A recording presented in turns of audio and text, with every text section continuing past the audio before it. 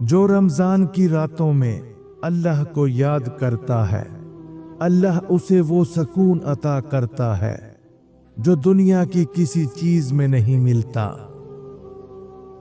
رمضان میں دعا وہ خزانہ ہے جو قسمت بدلنے کی طاقت رکھتا ہے۔ رمضان کا ہر لمحہ ایک نئی امید، ایک نئی دعا اور ایک نئے آغاز کا پیغام ہے۔ یہ مہینہ اللہ سے مانگنے کا ہے، رو کر، جھک کر اور دل کی گہرائیوں سے دعا کرنے کا ہے۔ جس نے رمضان میں اللہ سے مغفرت مانگ لی، اس کے ماضی کے سارے گناہ مٹا دیے گئے۔ اللہ سے جوڑنے والا ہر راستہ آسان ہو جاتا ہے، چاہے وہ کتنا ہی مشکل کیوں نہ لگے۔ صبر ایک ایسی کنجی ہے جو ہر بند دروازہ کھول سکتی ہے۔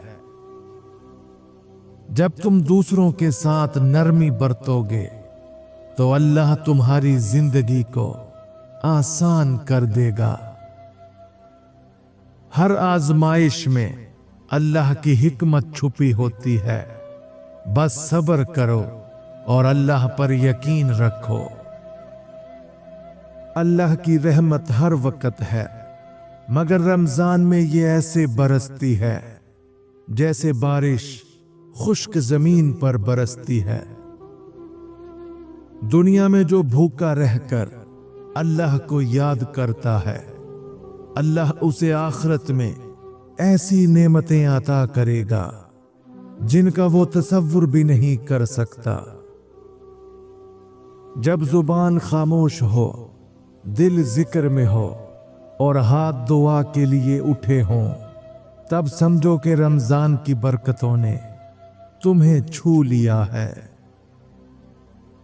رمضان میں سکون کسی چیز میں نہیں، بس سجدے میں ہے۔ روزہ صرف پیٹ کا نہیں، آنکھوں، زبان اور دل کا بھی ہونا چاہیے۔ یہ مہینہ ہمیں سکھاتا ہے کہ اصل بھوک روٹی کی نہیں، اللہ کے قرب کی ہے۔ روزہ تمہارے صبر کی پہچان ہے اور صبر تمہارے ایمان کی علامت ہے۔ یہ وقت ہے اپنی دنیاوی پریشانیوں کو چھوڑ کر اللہ سے جڑنے کا۔ ہر افطار کا پہلا گھونٹ پانی ہمیں اللہ کی عطا کردہ نعمتوں کا احساس دلاتا ہے۔ ہر روزہ تمہارے گناہوں کو پگھلا کر مٹا دیتا ہے، بس نیت خالص ہونی چاہیے۔ یہ مہینہ صرف دن میں روزہ اور رات میں تراویح کا نہیں، بلکہ اپنی ذات کی اصلاح کا بھی ہے۔ رمضان مہینہ اللہ کے قریب ہونے کا سنہری موقع ہے، اور 3 بدقسمت لوگ اس موقع کو ضائع کر دیتے ہیں۔ نمبر 1، جو روزے رکھ کر بھی گناہوں سے باز نہیں آتے۔ روزہ صرف بھوکا رہنے کا نام نہیں، بلکہ اپنی آنکھ، زبان اور دل کو بھی پاک کرنے کا موقع ہے۔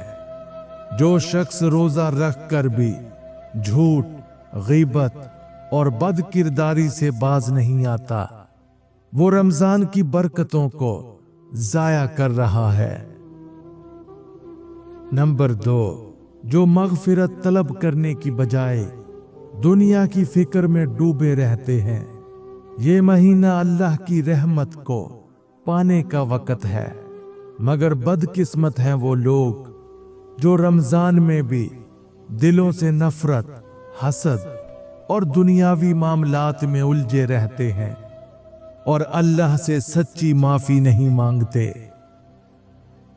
نمبر 3، جن کے والدین زندہ ہیں مگر وہ ان کی دعائیں نہیں لیتے۔ رسول اللہ صلی اللہ علیہ وآلہ وسلم نے فرمایا کہ کہ वो शख्स बर्बाद हो जाए जिसके वालिदैन बढ़ापे को पहुंचे और वो उनकी खिदमत करके जन्नत हासिल ना करे।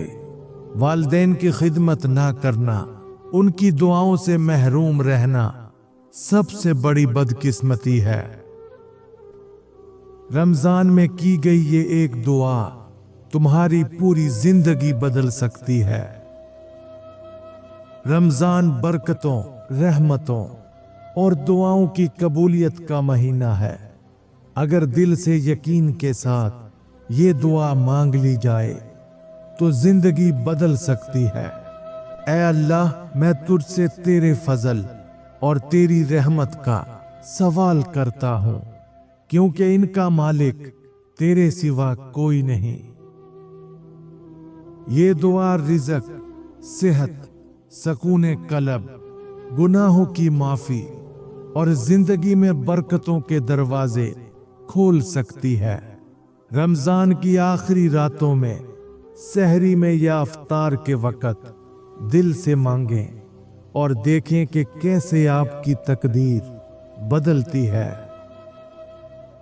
जो शख्स रमजान की इन 3 रातों में अल्लाह के सामने आंसू बहाता है, अल्लाह उसके आंसुओं को जन्नत की खुशबू बना देता है। नंबर 1, लैलतुल कदर, 27वीं शब। ये वो रात है जो 1000 महीनों से बेहतर है। अगर तुम्हारा दिल बोझल है, गुनाहों का एहसास है, तो इसी रात अल्लाह के हजूर झुक जाओ, क्योंकि इस रात के आंसू तुम्हारे मुकद्दर को बदल सकते हैं। नंबर 2, आखिरी जुम्मा की रात। रमजान के आखिरी जुम्मे की रात में अल्लाह के सामने रोने वाले वो खुश नसीब हैं जिनके लिए दरवाजे खुल जाते हैं। अगर कोई दुआ दिल में दबी है तो उस रात अपने रब से मांग लो। नंबर 3, रमजान की आखिरी रात। ये वो रात है जब रमजान अलविदा कह रहा होता है और अल्लाह की रहमत अपने उरूज पर होती है। जो उस रात अल्लाह के सामने झुक कर रोता है, वो दोनों जहानों में कामयाबी पाता है।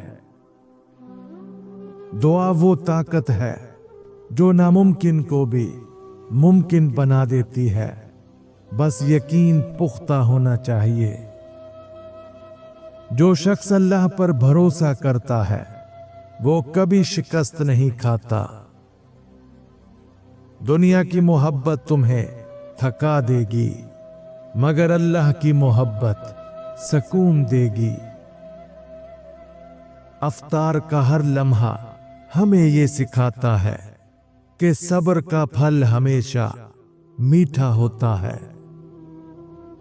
रमजान वो रोशनी है जो दिलों के अंधेरे मिटा देती है और रूह को ताजगी बख्शती है।